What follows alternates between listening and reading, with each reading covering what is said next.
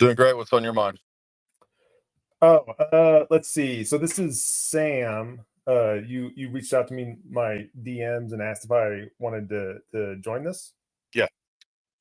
Yeah, I did have a couple questions about Orthodoxy. We just started talking about the Greek the schism between the Greek Orthodox and the Russian Orthodox. So my question was, like, how would you advise someone to choose between those two churches? I think you're Russian Orthodox. Yeah, I do attend a Russian Orthodox church, but at the stage, even though the two patriarchates are not in communion, they're still they still accept each other's sacraments. So we usually tell people that they go to whatever is available around them, but they would have to make a decision only if there was a excommunication. In which case, I would tell people to go with the Russian church, the Serbs, and others that would not go with the EP. They're still in communion with each other.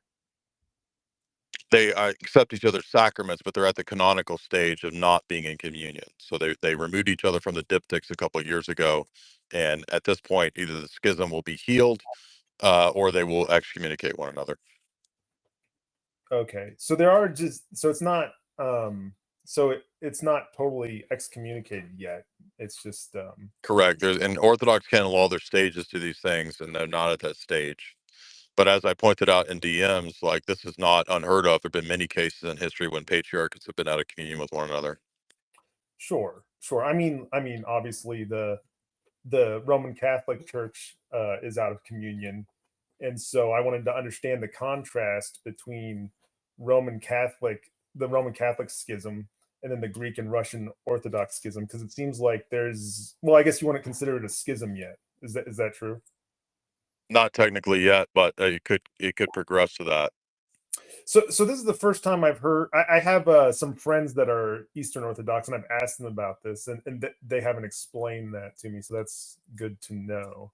It seemed like there was no distinction between the two kinds of separations. One schism and one, I guess, there's just a spat or Well, it's whatever. not the same as the Catholic situation because the schism with the papacy wasn't just a schism; it ended up being a difference over doctrine and theology. So at this point, there wouldn't be an explicit difference between doctrine and theology between the EP and the MP, unless the EP continues in its pretty hardcore ecumenist type stances, and it has a pretty strong desire, it seems like, to go back to Rome. And I think at that point, if it went in that direction, that would definitely be beyond just schism. It would also be heresy. So for us, those are two different things. They're two different types of sins. Yeah, and I think you said there's a not a difference in doctrine. I understand that's a an important term of art. The principal cause of the separation being the powers of the ecumenical patriarch. Is that right? Oh, well, in terms of this situation, it has to do with a reversal of stance on the Ukrainian Orthodox Church. So the EP formerly supported the Orthodox Canonical Church under Metropolitan Onufry, and then reversed his stance when the State Department put pressure on him. So the CIA and the State Department went in and set up a schismatic fake Orthodox Church, and then pressured the EP to support it, which was all a flip from what he previously said and did. So, at the level of state interference and jurisdictional squabbles, that's where we're at. It's not a heresy per se, although if it persists and it goes in the direction that the schismatic church in the Ukraine wants, it would actually be heresy because they're already pushing a lot of heretical ideas.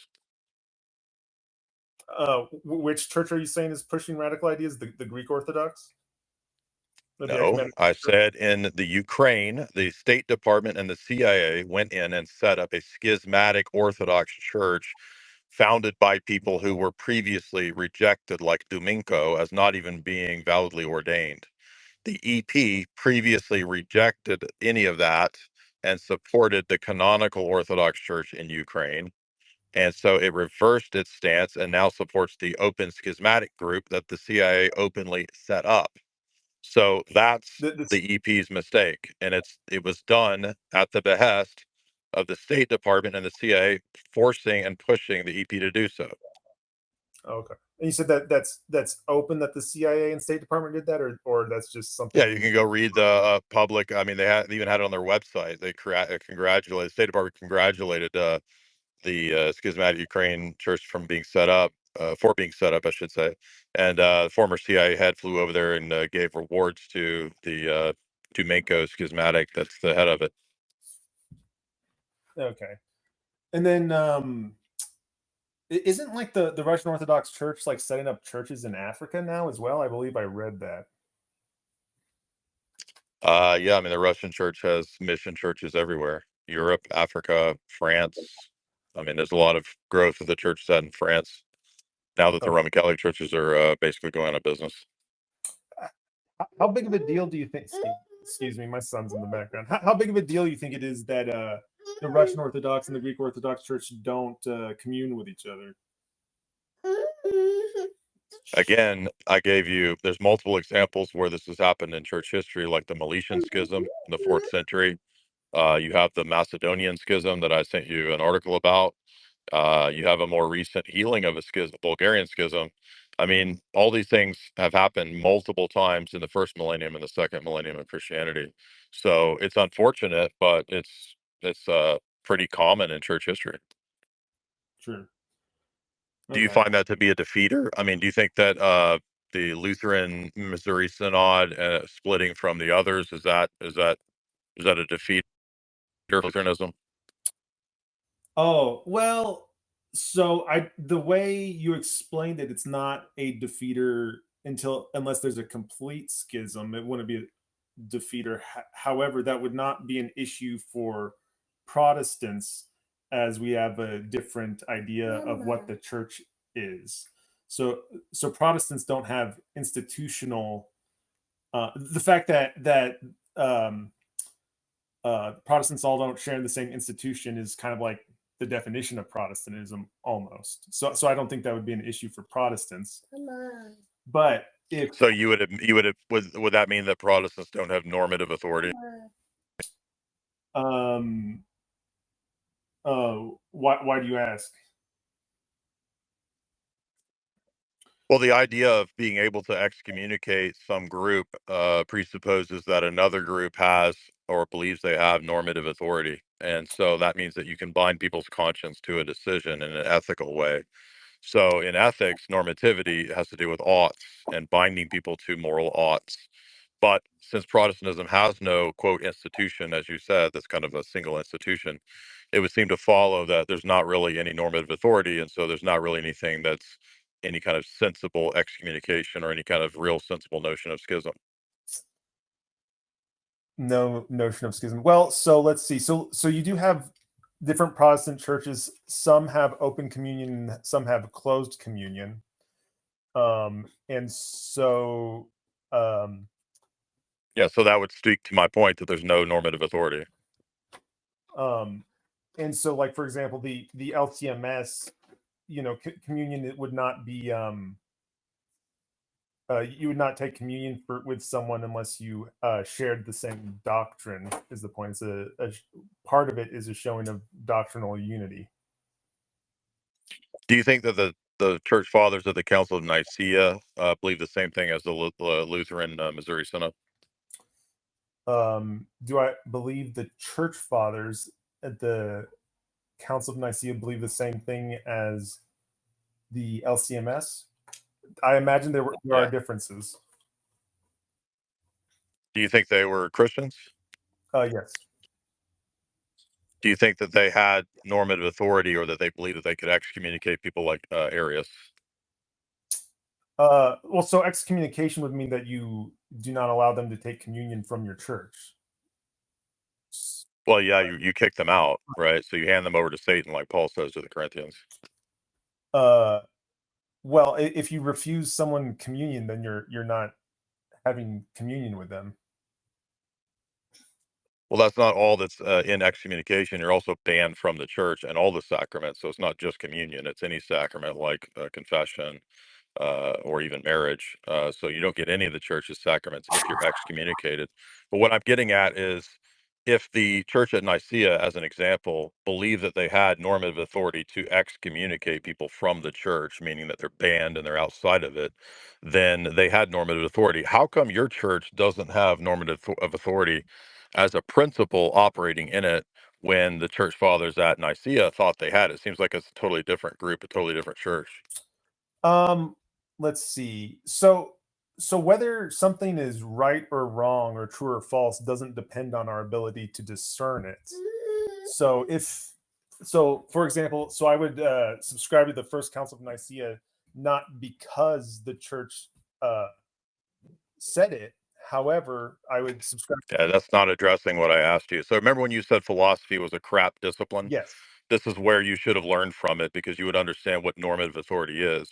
It means the ability to bind people to an ought, for example, and to make an analogy, the Supreme Court interprets the Constitution, right? Now we might disagree with them, but at least they in the land have the authority to bind people to some decision about the documents of the Constitution. And I'm saying that it's pretty clear from Nicaea that the church fathers at that council, even if you don't agree with them, they believe that they had the authority to bind people to the decisions of Nicaea and excommunicate all of Arius's followers and Arius himself. And I'm saying your church does not have that principle of normative authority at all operating in it by your own admission. So it seems like it's a totally different church. It is a different institution, but I don't think we would disagree with. I don't think we would disagree with each other on the point that yeah, I don't think something is true because the LCMS says it's true, or because the Russian Orthodox Church or the First Council of Nicaea says it. Okay, that has nothing to do with normative authority. It's whether that body of people believe that they have the ability to bind people to a decision. I'm not asking whether you think it's true or false.